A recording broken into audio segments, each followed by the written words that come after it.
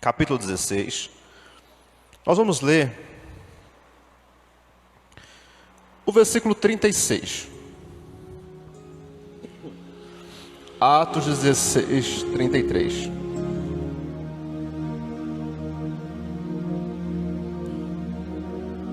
Os irmãos sabem que tem aqueles textos da Bíblia que, por mais que você já tenha lido ele outras vezes, até em várias versões diferentes, sempre tem algo novo. Perdão, é Atos 13, 36. Agora sim, Atos 13, 36. Ele, por mais que você já tenha lido aquele texto, você lê novamente, você relê, mas chega um momento, chega um dia em que você olha para ele de uma forma muito diferente, muito especial, certo? Não sei se isso acontece com vocês, eu creio que acontece. Você fala, mas eu já li isso tantas vezes. Pode ser o Salmo 23, que todo mundo conhece. Você fala assim, mas eu já conheço o Salmo 23, eu já li o Salmo 23, e olha como ele está diferente hoje para mim. Bom, esse texto de Atos, aconteceu algo parecido. Eu tantas vezes já tinha lido Atos 13, mas aqui é um discurso de Paulo, é a defesa que Paulo faz, e ele relata algo muito, mas muito interessante, que eu quero compartilhar com vocês. Atos 13, 36 fala assim, ó: porque na verdade, tendo Davi no seu tempo servindo conforme a vontade de Deus, dormiu, foi posto junto aos seus pais e viu a corrupção. Há uma outra versão, não sei se alguém está com ela aqui, que diz o seguinte: porque na verdade, tendo Davi servido aos propósitos de Deus, em sua geração dormiu, foi posto entre os seus pais e viu a corrupção. Alguém está com essa versão aí que fala servindo aos propósitos de Deus? Não?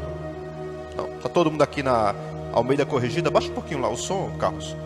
Então, observa o seguinte, queridos, vejam só. Esse texto nos ensina que o rei Davi, falando do grande rei Davi, que ele serviu aos propósitos de Deus na sua geração.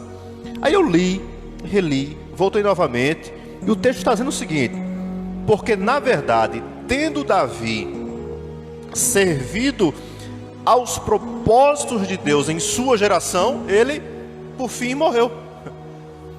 Mas a verdade é o seguinte: enquanto ele estava vivo, ele trabalhou para cumprir os propósitos que Deus tinha para a sua geração.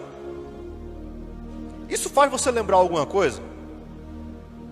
Você sabia que Deus tem propósitos para cada geração? Qual seria, para pensar, quais seriam os propósitos de Deus para a nossa geração atual? Qual seria? Bom, vocês já viram aqueles adesivos que diz assim, o pessoal coloca muito em carro, né? Diz assim, propriedade exclusiva de Jesus. Você já viu? A ideia é o seguinte: esse carro está a serviço de Jesus. Amém? É uma bênção. Tem carro de prefeitura, geralmente eles têm, ou do governo, eles têm, geralmente na porta deles escrito assim: a serviço exclusivo da prefeitura tal, ou do governo, seja lá de quem for. Quer dizer o seguinte: aquele carro só pode ser usado para o serviço daquela prefeitura. Já viram os carros de prefeitura que tem assim, TFD, tem um monte por aí, né? TFD significa tratamento fora do domicílio. Significa que aquele carro só pode ser usado para transportar pacientes que estão em tratamento, certo? Ele é usado para aquilo ali, para aquela finalidade. Pois bem, Deus, ele quando nos enviou ao mundo, ele nos enviou com uma finalidade. Ninguém nasceu por acidente e nem veio ao mundo por acaso. Rapaz, eu não queria ter nascido não, tá vendo? eu nasci sem querer. Não, não tem. Ainda que seus pais não tenham planejado, Deus planejou o seu nascimento. Deus não erra. Deus tem propósito. Agora, eu não consigo imaginar que Deus tenha dito o seguinte: ô Antoniel, vai lá, nasce lá, vai, nasce. De qualquer jeito, sem propósito algum. Deus não falou para Antônio: vai lá, nasce lá, viu? Nasce, faz alguma coisa lá embaixo, depois volta. Não, não é assim. Tudo que é criado tem um propósito, não tem? Quando alguém teve a ideia de criar essas cadeiras lindas que vocês estão sentados, criou ela com um propósito. A cadeira serve para sentar. Quem criou esse microfone criou com um propósito, para ele ser usado, para amplificar a voz de alguém, ou não é? Então Deus não olhou para a gente e falou o seguinte: vai lá, nasce lá e... Não, por quê, gente? Primeira coisa, nossa origem não está na terra, a nossa origem está em Deus, porque a Bíblia fala que antes da fundação do mundo, o Senhor já nos conhecia. Então Deus já te conhecia muito antes de você nascer.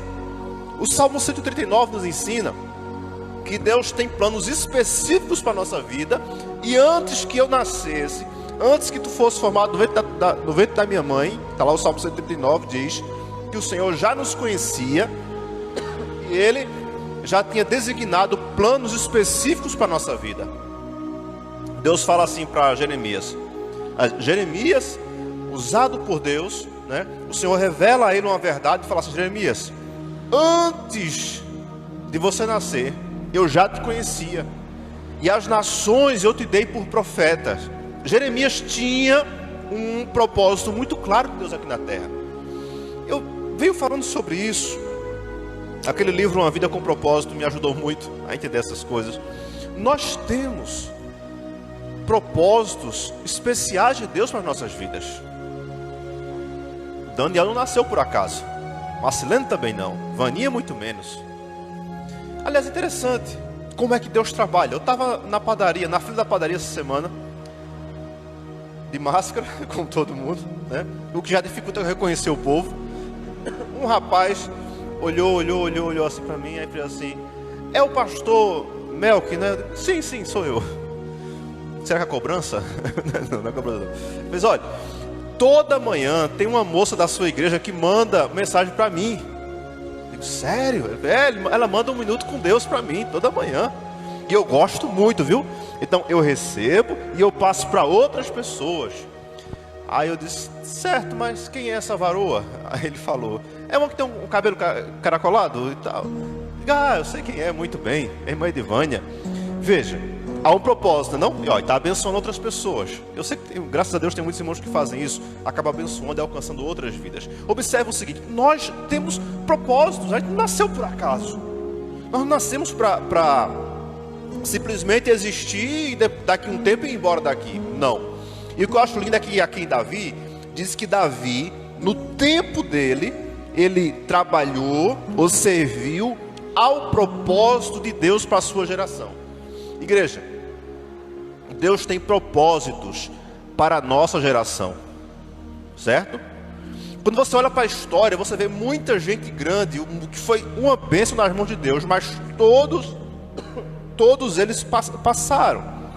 Agora a pergunta é: ok, mas qual será os propósitos de Deus para a minha geração?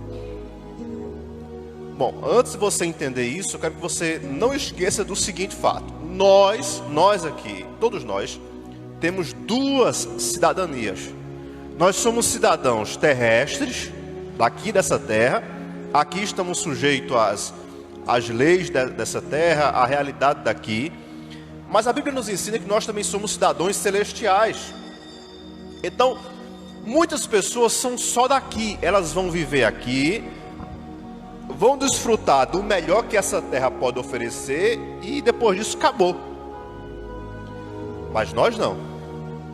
Nós somos cidadãos da terra, mas também do céu. Nós estamos aqui de passagem, como forasteiros. Estamos cumprindo uma missão. Então, do mesmo jeito que nós temos que se preocupar com as coisas da terra, com a vida, com o material, com a saúde, com uma série de coisas, nós também temos que nos preocupar com a nossa cidadania lá no céu. Eu estava falando com o irmão Raimundo outro dia. Ele pensa em ir lá na África, passar um tempo lá, glória a Deus. E eu disse a ele: varão, é o seguinte, se você for para lá e você casar com uma irmã lá, uma irmã africana, olha que legal, você vai ter dupla cidadania. Você vai ser um cidadão brasileiro, mas também um cidadão africano, moçambicano. Então você lá tem todos os direitos do país, você também tem direito, porque você casou com uma mulher de lá. E ela vindo para o Brasil também tem todos os direitos de uma brasileira, porque casou com um brasileiro. Você passa a ter dupla cidadania. Do mesmo jeito somos nós. Quando nós entregamos a vida a Jesus, nós passamos a ter uma cidadania terrestre, como nós temos, mas também uma celestial. De modo, irmãos, que nós estamos sujeitos ao que acontece aqui na terra, mas não podemos esquecer e desprezar que nós somos também cidadãos dos céus. É para lá que nós vamos e é lá o nosso destino final. Entenderam até aqui? Vamos lá. Então, qual é o propósito de Deus para a minha geração? Lucas 19:10 vai me ensinar um pouco sobre isso. O que é que Deus quer que aconteça na minha geração? É que eu estou falando aqui da nosso reino espiritual. Vamos lá. Porque o Filho do Homem veio buscar e salvar o que se havia perdido. A gente pode ler todo mundo junto esse versículo, vamos lá? 1, 2, 3.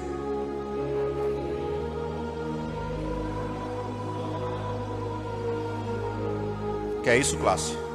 A gente consegue fazer melhor, não consegue? Eu sei que a máscara atrapalha, mas vamos lá. 1, 2, 3.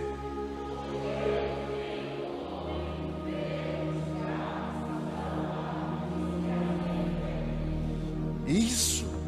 Jesus veio com uma missão. Olha que interessante. O próprio Cristo, ele veio a esse mundo com uma missão. Qual é a missão dele? Buscar e salvar o que se havia perdido. Jesus trabalhou intensamente para cumprir esse propósito. E eu acho interessante porque ele não só trabalhou para isso, mas você percebe que dos 12 aos 30 anos, Jesus some da Bíblia. Ele não aparece nas Escrituras. E Antônio, eu pergunto, o que será que Jesus fez dos 12 aos 30 anos? Já para pensar nisso? É muito tempo, não é não? Ele nasce, ok, a Bíblia narra o nascimento dele, Lucas dá mais detalhes sobre o nascimento dele. Depois ele aparece com 12 anos no templo, já discutindo com os doutores da lei, debatendo. Depois, simplesmente não se fala mais sobre ele. E ele aparece agora com 30 anos, pronto para ser batizado por João Batista. O que será que ele fez nesse tempo, gente? Ele ficou flutuando por aí? Não. Jesus ele também era homem como nós. Sabe o que ele fez nesse período? Ele trabalhou. Ele ajudou a sua mãe. Ou não? Sim. O pai adotivo de Jesus, o irmão Zé, ele já era um senhor. E ele morreu cedo. Não cedo porque ele já tinha uma certa idade. Mas ficou sob a responsabilidade do primogênito. Quem era o primogênito? Jesus. De cuidar da conta da família. Era o trabalho dele. E nós cremos que Jesus deu continuidade à carpintaria do irmão José. Foi herdou do pai. E é provável que até os 30 anos ele trabalhou, ajudou a sua mãe a conduzir, a cuidar da família. Alguns creem que não, mas a Bíblia diz que Jesus tinha pelo menos 5 irmãos, porque depois que Jesus nasceu, Maria e José tiveram outros filhos. Imagina cuidar de 5 filhos, 6 filhos num tempo tão difícil como aquele. Então houve todo um trabalho. Veja, Jesus cumpriu o trabalho dele aqui na terra. Agora tem uma coisa, ele tinha um propósito muito específico: buscar e salvar o que se havia perdido. E essa missão ele cumpriu até o último instante. Porque lá na cruz, ao lado dele tinha um perdido que falou o seguinte: Senhor, lembra de mim quando entrar no teu reino? E no último instante, irmão Antônio, aos 45 do segundo tempo, aquele homem entregou a vida a Jesus e foi salvo pelo Senhor na reta final, já no finalzinho. Sabe por quê? Porque sempre é tempo de salvação. E o propósito de Cristo era salvar os perdidos. E nos últimos suspiros, nos últimos minutos dele na cruz, ele conseguiu salvar ainda mais um. Ele cumpriu o propósito dele até o final. Amém, gente? Então, nós também temos a nossa missão de cumprir nossos compromissos aqui na terra, como cidadãos da terra, trabalhar, estudar, cumprir o que tem que ser cumprido, mas também nós temos uma cidadania celestial e temos uma missão dada por Deus a cumprir aqui na terra. Quem entendeu até aí diz amém, por favor. Vamos lá.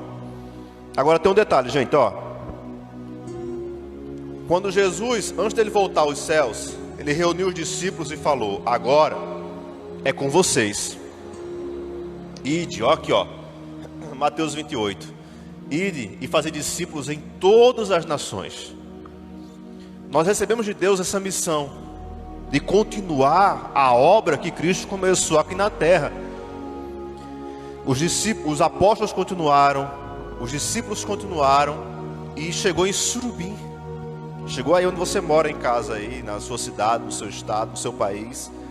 E a sua missão é dar continuidade àquilo que Deus começou, certo?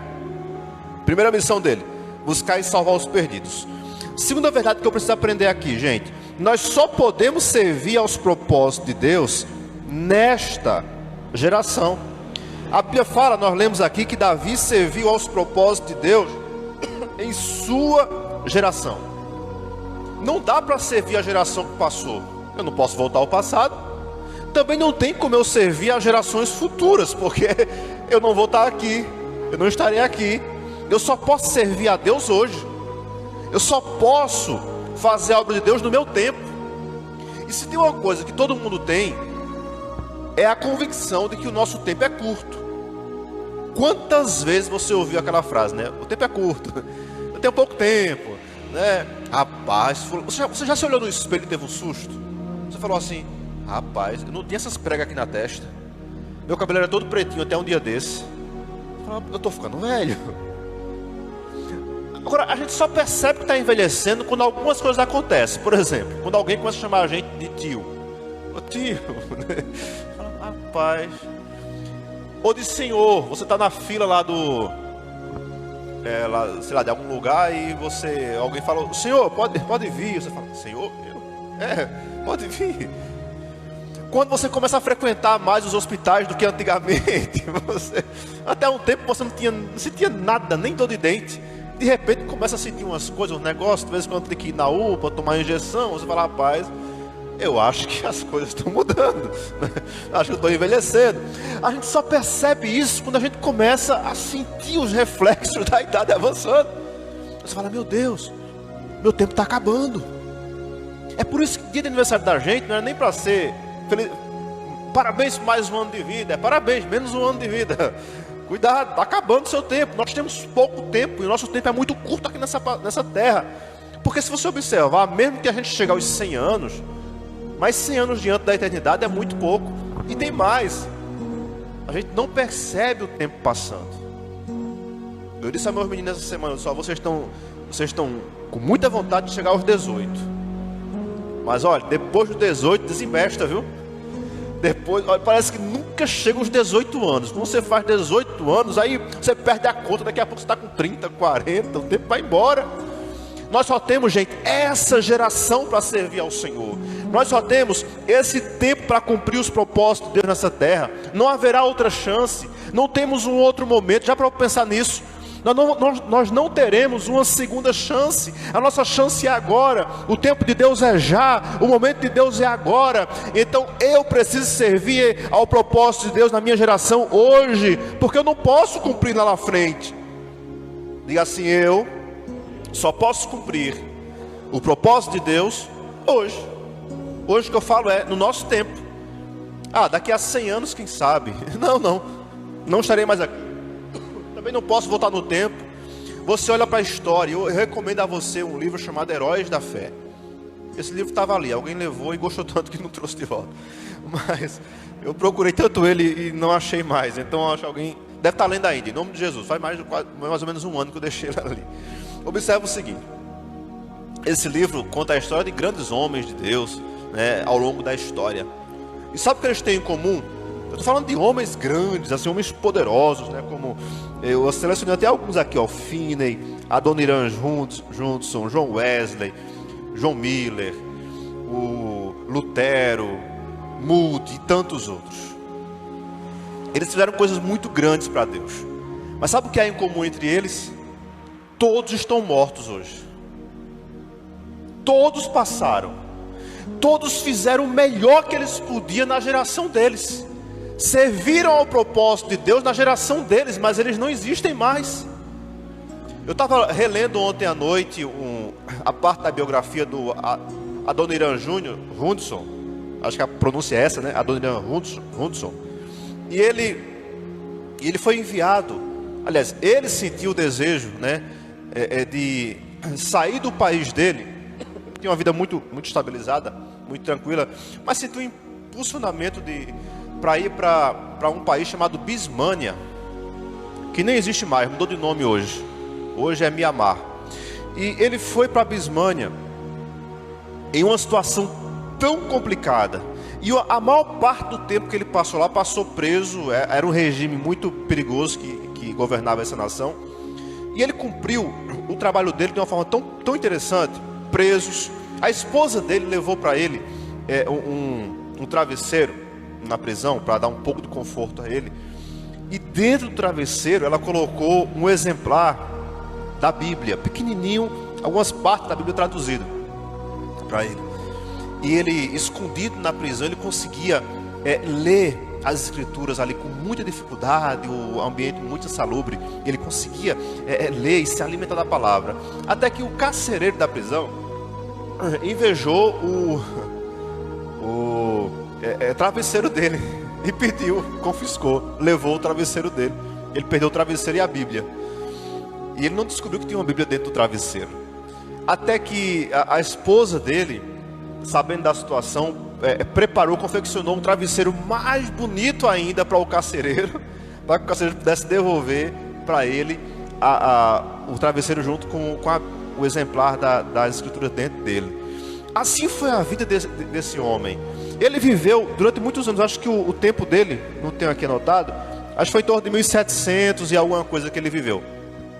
E todo o tempo que o Adoniran viveu, ele cumpriu o propósito de Deus para aquele tempo.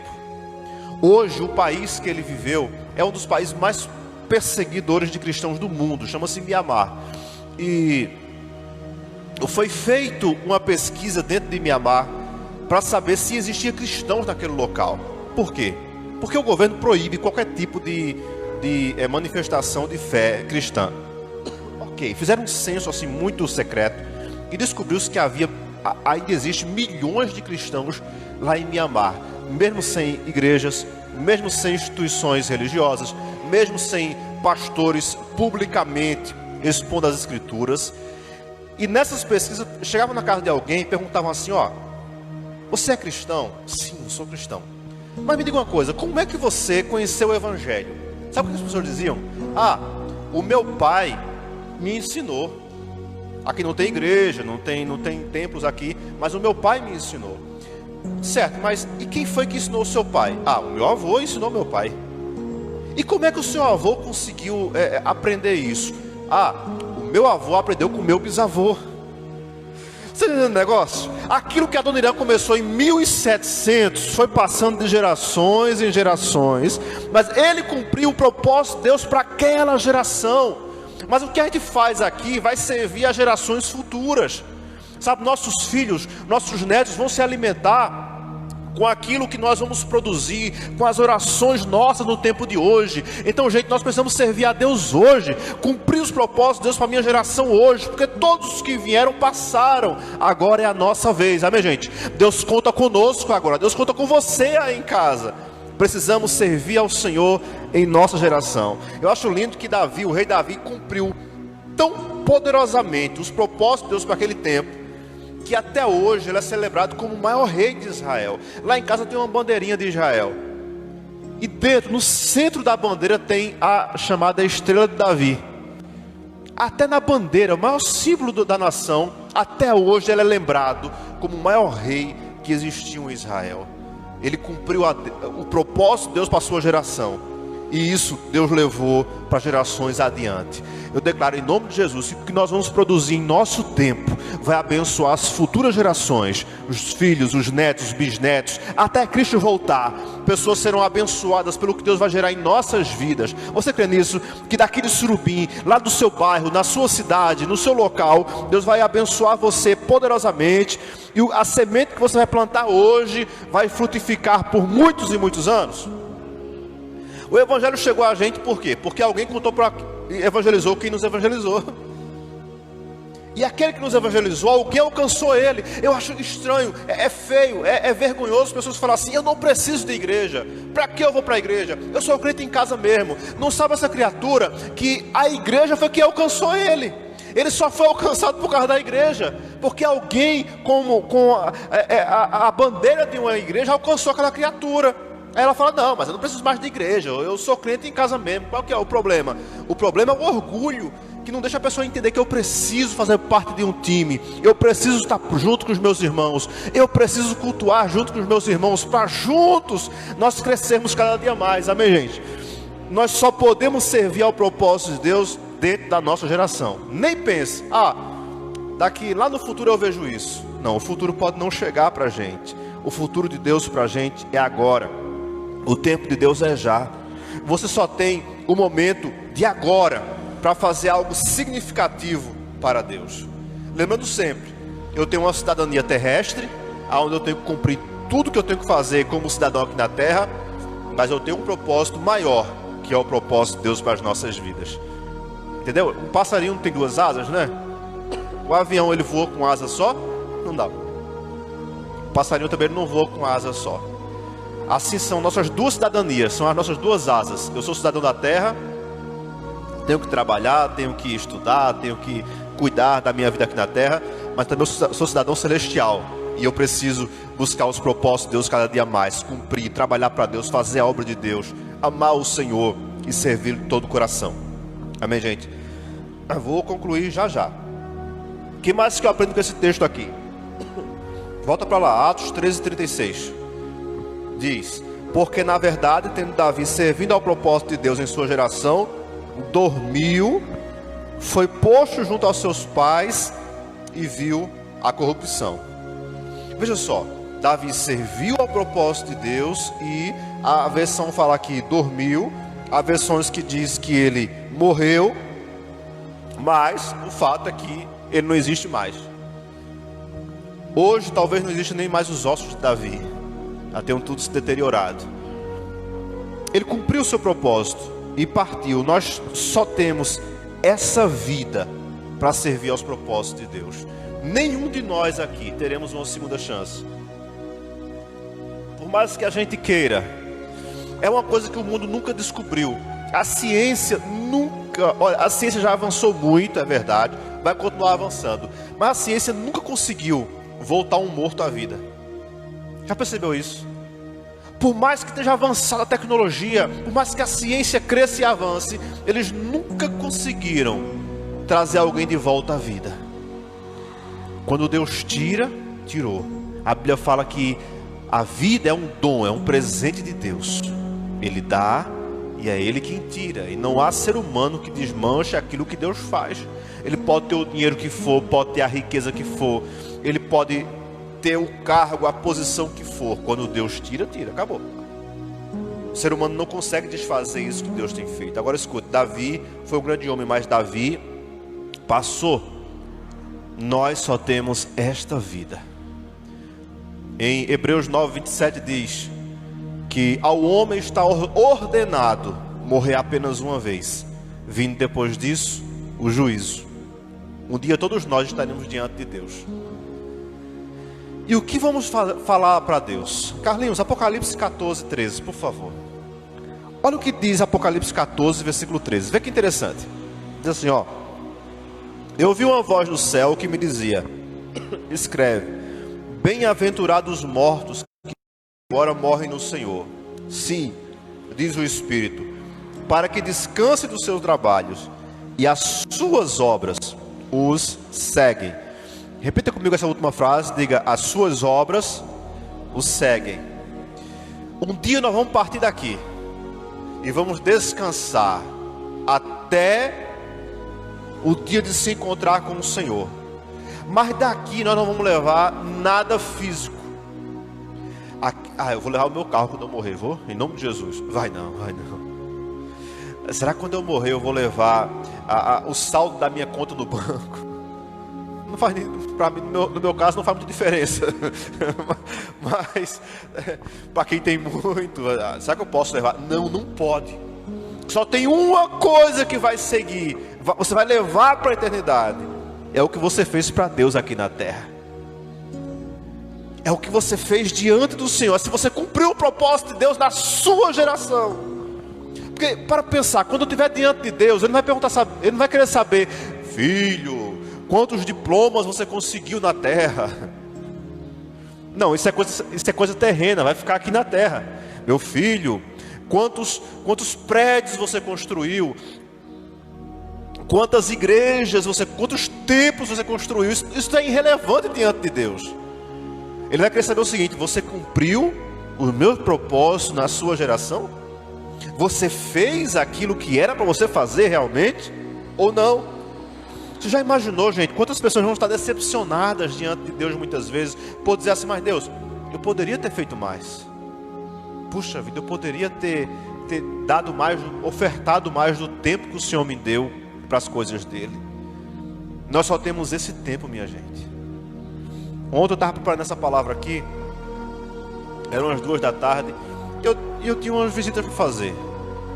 E eu pensei: tá chovendo, tá frio, deixa eu terminar isso aqui, outro dia eu vou. Aí eu lembrei, aí eu cheguei nesse ponto 3 aqui e entendi: eu só tenho esse tempo, eu só tenho essa vida. Aí eu corri, fui parar em Umari, fiz lá uma visita. Eu fui visitar uma pessoa. Quando eu cheguei lá, eu procurei a casa do cidadão que eu cheguei, tinha umas 5 pessoas lá. Aí quando ele olhou para mim, ele falou assim: ei, você sabe quem é aquele pastor que fala na rádio de manhã? Já me deixou gás. É esse aqui, ó, é esse, vem cá. Aí chamou: ei, mulher, chama a mulher, chama os vizinhos, né? Um monte, uns senhores lá jogando baralho. Eu atrapalhei o jogo do baralho deles para lá, aí pararam o baralho e tiveram que ouvir a gente conversar com eles e falar com eles. E todos disseram assim: rapaz, a gente ouve a mensagem toda manhã no rádio, viu? Toda manhã a gente escuta, estamos ligadinho aí. Amém, a semente está sendo plantada. Agora, escute, e no fim a gente falou sobre perdão, sobre questão de família, uma série de coisas lá entre eles. A semente foi semeada. Eu não sei se hoje eu estaria aqui para poder cumprir aquele propósito. A gente só tem o agora, gente. A gente não pode estar deixando para depois. Eu poderia ter feito isso, eu poderia ter feito aquilo. Poderia, não devo mais. Tem oportunidades que elas só passam uma vez em nossa vida. Olha aqui, o que nós vamos levar para a eternidade são as nossas obras aqui diante de Deus. É se nós cumprimos os propósitos. Então eu creio, em nome de Jesus, todos nós aqui vamos cumprir o propósito de Deus para as nossas vidas. Vamos trabalhar edificando o reino de Deus aqui nessa terra, alcançando vidas e abençoando pessoas. E eu vou encerrar aqui agora com essa poesia linda de João 9, versículo 4. Olha que poeta que era Jesus. Olha o que ele falou. João capítulo 9, versículo 4. Aí vamos precisar do louvor aqui, tá? Para a gente concluir aqui. Olha o que ele falou: convém que eu faça as obras daquele que me enviou enquanto é dia. A noite vem em que ninguém pode trabalhar. Quando você lê esse texto aqui, o que é que você tem em mente? O que é que vem ao seu coração? Eles estavam preocupados com Jesus, aquele que tinha acabado de curar um cego de nascença. E ele fala assim: eu preciso fazer as obras daquele que me enviou enquanto é dia, porque virá a noite em que ninguém pode trabalhar. Você fala assim: não, mas eu trabalho à noite. Não, gente, não é disso que Jesus está falando. Um dia todos nós vamos partir daqui. Um dia nossos olhos vão fechar para sempre. Então nós só temos agora, o dia, o tempo de hoje, a nossa realidade, o nosso tempo para cumprir o propósito de Deus. Vai chegar o dia que você que está em casa não vai poder mais fazer a obra de Deus. talvez para muitos que estão nos acompanhando agora, o quantas pessoas nós conhecemos, que a gente não sabe quanto tempo ainda terá aqui nessa terra. Eu não sei quanto tempo eu tenho, mas de uma coisa eu sei: enquanto tivermos aqui, nós vamos cumprir o propósito de Deus. Vamos trabalhar para o Senhor enquanto é dia, Antoniel, enquanto podemos. É por isso que o sábio Salomão diz lá em Eclesiastes: lembra do teu Criador nos dias da tua mocidade. No tempo que você tem energia, que você tem disponibilidade, que você tem força, lembra-te do teu Criador nos dias de tua mocidade. E antes que venham os maus dias, antes que venham os dias difíceis, e que você diga assim: eu não tenho mais o vigor de antigamente, eu não tenho mais a saúde de antigamente, eu não tenho mais a disposição de antigamente. O tempo de Deus é agora. Vamos fazer a obra de Deus enquanto é dia, amém? Vamos ficar em pé em nome de Jesus. Vamos louvar o nosso Deus. Depois vamos orar. Tem um casal hoje fazendo 37 anos de casados. Hoje tem festa, aleluia. Tem bolo para a gente comer mais tarde. 37 anos de casado, né? É um bom tempo ou não é? Vamos orar por eles daqui a pouco, mas enquanto isso, vamos adorar o nosso Deus, amém?